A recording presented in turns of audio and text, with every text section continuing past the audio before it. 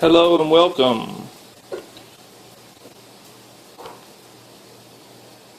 Today we're going to be focusing on graphing rational functions.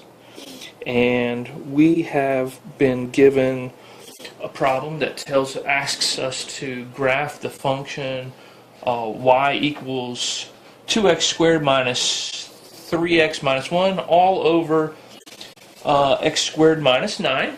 Okay, so we're going to deal in this video, we're going to deal with a lot of the principles we've been studying. First, we're going to take a look at horizontal asymptotes. So for this problem, we want to just consider that the horizontal asymptote, we have to look at the degree, the highest degree, and it's already in, it's listed in order, x squared and then x and then the constant. In the basement it's x squared and the constant. So we want to take a look at the highest degree here. In the numerator, the coefficient associated with that is 2.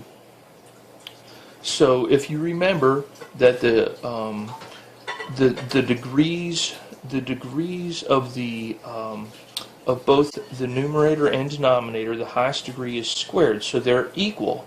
So if they're equal, that means that the horizontal asymptote is going to occur at y equals a over b, where a is the coefficient of the highest degree in the numerator and b is the coefficient of the highest degree in the denominator. So in this case, y is going to equal 2, which is the coefficient here, over 1, which is the coefficient here. So the horizontal asymptote occurs at y equals 2. So we'll go ahead down to y equals 2 and we'll draw in our asymptote here.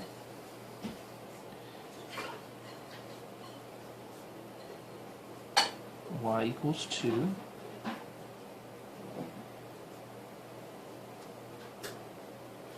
Alright, and then now we need to find points of discontinuity. So we need to consider, are there any real zeros that are common in this, and then we need to figure out, set the basement equal to 0, because we're going to have points, the points of discontinuity there. So as we study the numerator here, 2x squared minus 3x minus 1, and if we try to factor that, there's no way for us to factor that. That's just not going to factor out. So we can just actually leave the numerator alone. So we'll just copy him out, 2x squared minus 3x minus 1, and divided by. Now if we look at the basement here, we see that there's the difference of squares here. So this is going to factor into x plus 3 and x minus 3. So, since there are no common real zeros between the numerator and the denominator, the function has a vertical asymptote at each real zero of the denominator. So now we're focusing on the denominator. So if we set x plus 3 equal to 0 and x minus 3 equal to 0, we see that this happens at x equals negative 3 and x equals 3. So this is where our vertical asymptotes are going to occur. So we'll go down and just go ahead and graph those in. So x equals negative 3, so that's 1, 2, 3, so it's going to happen right here. So we draw in our asymptote here. Okay, like that. And then x is plus 3, so that's going to be 1, 2, 3 here.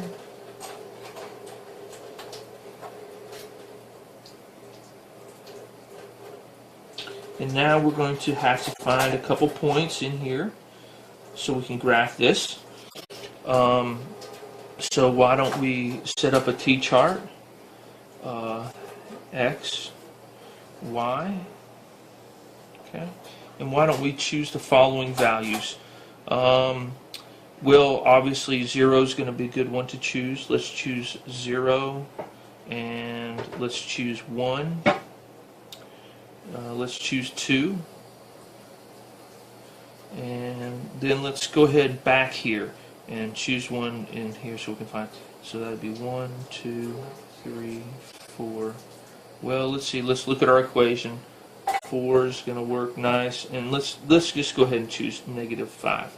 -5, and then if we then our math will be easy if we choose 5. Okay, so let's start with -5. If we put -5 back into the original equation, we're going to have that would be 2 times -5 squared. -5 and -5. So that'd be positive 25, so that would turn out to be 50. 50 minus -5, so minus times a minus is a plus. 5, so that'll be 15, plus 15 minus 1 over -5, so that'd be positive 25, 25 minus 9. So we'll have, looks like 65 minus 1, so that'll be 64. 64 over 25 minus 9 is going to be 16. So that's going to be 4. No, let's see. Yep, that's going to equal 4. So we'll have 4 over 1. So y will equal 4 here. And then if we plug in a 0, let's see, 0, so the first term will go out, second term will go out, that'll be minus 1 on the top, 0 minus 9, so -1 over negative, so that'll be 1/9, so 1/9 here for 0. And then when we have 1, let's see what happens when we have 1, so that'll be 2 minus 3 minus 1, 2 minus 3 minus 1, and then that'll be what in the basement? 1 minus 9. So we have 2 minus 4, so that's going to be 2 minus, so that'll be -2 over -8, so that'll be a 1/4 here, 1/4, and then when x equals 2, 2 times 2 is 4, 4 times 2 is 8, minus 3 times 2 is 6, minus 1 over 4 minus 9, 4 minus 9. So then we'll have 8 minus 7, 8 minus 7 will be 1 over 4 minus 9, so that'll be -5. So we'll have -1/5. And then when x equals 5, we're going to have, let's see, 525, so that'll be 50. 50 minus 15, minus 1 in the numerator, and then we'll have what, 25 minus 9, so then that will equal, so that's going to be 34 over 16, so then 34 over 16,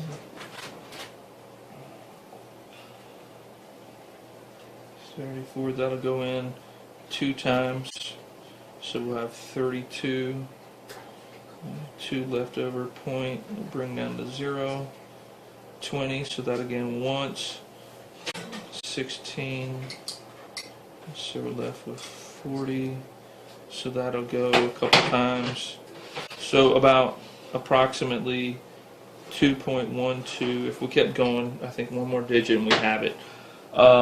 Okay, so at -5, we're going to have a order pair -5, 4. 1, 2, 3, 4, 5. 1, 2, 3, 4. So we'll have our ordered pair there. And at 0, it's 1/9. So 1/9 is be a little low here, like this. At 1, it's 1/4. So a little higher up. And then at 2, it's negative 1/5. 2, negative 1/5, down here somewhere. And then at 5, it's going to be, oh, what do we do wrong here? There's this is negative. Yes, minus, no, we're good. Okay, so that's 2 and, let's see, we're at 5. 1, 2, 3, 4, 5. And that's going to be 1, 2, and a 2.1 something, so it's really close there. Okay, so now we have, it looks like our middle section is going to be a little bit lopsided like this. So we know that the asymptote is going to approach the asymptote. And then we'll pencil this in. And then it's going to approach the asymptote down here. So it'll look like that. Draw our arrow in like that. And then here, it's going to go to negative infinity and approach the asymptote here. So go up, approach the asymptote there. As that goes up like that. Okay, and then this one looks a little tighter. It seems like the whole thing's shifted over a little bit, and that's going to have to do with our coefficients and constants here. So this one approach the asymptote here, and then we'll make a nice curve like this, and it's going to approach the asymptote there. Okay. And so there you have it. So we have graphed y equals 2x squared minus 3x minus 1 all over x squared minus 9. And we found horizontal asymptote at y equals 2. And we found two vertical asymptotes. I guess I should have wrote it in here. Vertical asymptote. Vertical asymptotes are here at x equals negative 3 and x equals 3. I do have it detailed out a little nicer. I worked this out obviously beforehand, and here is a little cleaner looking. So if you wanted to hit pause and take notes, these are much nicer notes here. Probably my graph looks a little bit better as well. Anyway, thank you so much for your time, and we appreciate you learning about graphing rational functions, and we'll look forward to seeing you on the next segment.